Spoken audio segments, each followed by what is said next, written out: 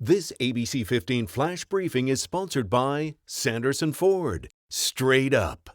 Let's get a check of your top stories developing right now. Phoenix police are searching for the driver involved in a deadly hit-and-run crash. This happened near 21st Avenue and Indian School late last night.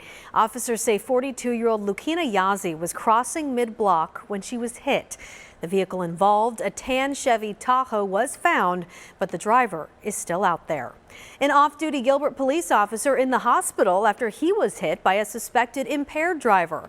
Sergeant Tom Edgerton was rear-ended while riding his personal motorcycle on the Loop 101 near Talking Stick. The other driver left the scene but was later found and arrested. And residents able to return home. Evacuation orders have been lifted for the communities of Pine and Strawberry. The Backbone fire is now more than 40% contained. Still, multiple national forests remain closed because of the increased fire danger. 10-4, there's multiple shooting scenes. We have new details on the chaos in the West Valley. 11 days ago, a man shooting several people at random in a rampage, killing one. Well, now an indictment against that man police say pulled the trigger. Ashin Tricarico charged with murder, 9 counts of drive-by shooting and 20 counts of aggravated assault. A total of 14 victims. Tricarico remains behind bars tonight. Now to the latest on COVID-19. Doctors at the Mayo Clinic coming out with a new warning for Arizonans who haven't been vaccinated yet. They tell our news partners at KTAR the window to get your COVID-19 vaccine is closing before more serious danger sets in.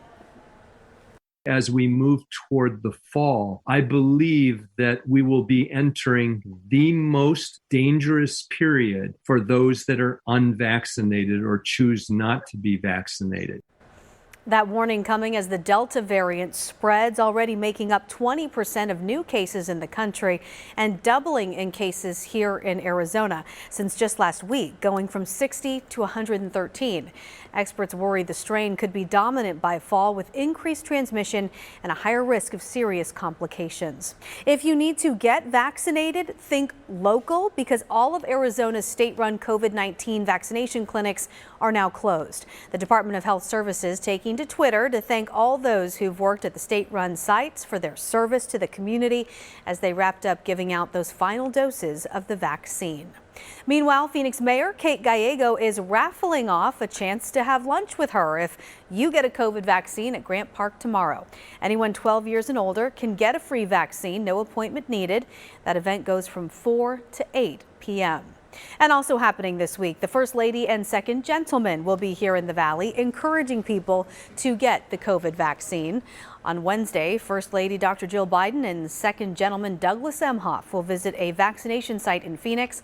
This is part of their nationwide tour ahead of the Biden administration's July 4th vaccination goal deadline to get 70% of all American adults vaccinated. Renters behind on their payments can breathe a little easier this week. The nationwide eviction moratorium was supposed to end Wednesday, but the CDC has now extended it for just one more month. The White House signaling this will be the final extension. According to the U.S. Census Household Pulse survey, just 5.2% of renters in Arizona are behind on their rent right now, which is below the national average. And with rents rising along with home costs, how does Arizona hold up to the rest of the country? Well, apparently pretty well. In fact, Tucson ranked as the second most affordable city in the country for those making minimum wage. And despite the big spikes in rent this year, Phoenix still came in at number 14. Wallet Hub looked at the 75 biggest cities in the country and ranked each by how many hours it takes for a renter to afford a one-bedroom apartment on minimum wage. Bakersfield, California was ranked number 1, in part because of California's increased minimum wages.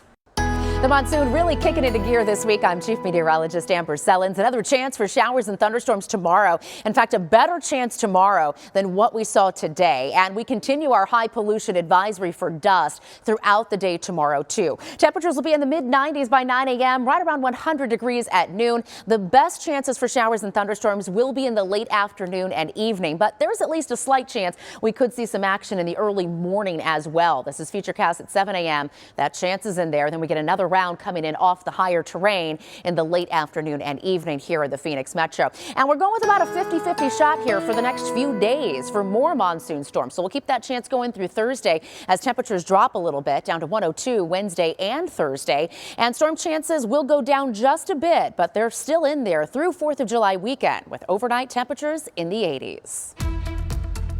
For the latest headlines, weather, and traffic, head to ABC15.com or download our free ABC15 mobile app.